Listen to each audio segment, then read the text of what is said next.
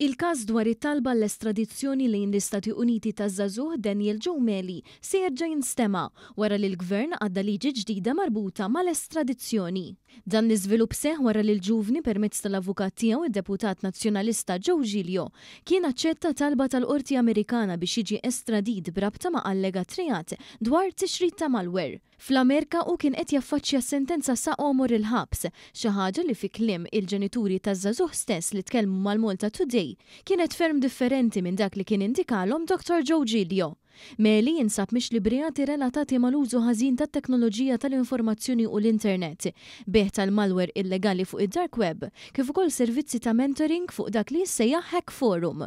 U kien arrestat f'operazzjoni tal-Pulizija Maltija, assistit minn investigazzjoni tal-FBI. Wara dan il-qorti wkoll kienet laqgħet it-talba biex Meli jiġi estradit lejn l-Istati Uniti, anke jekk l-avukati l-ġodda tiegħu Arthur Azzopardi u Franco De Bono qalu li meta tal-kunsens tiegħu ma kienx fi stat ta' saħħa mentali tajba. Madanakollu f'rikors li resqet mill-ġdid id-difiża talbet lil qorti biex tannulla dikjarazzjoni magħmula minnha fil-proċeduri ta' estradizzjoni quddiem il-qorti tal-maġistrati, xi ħaġa li issa ġiet aċċettata mill-qorti tal-appell kriminali.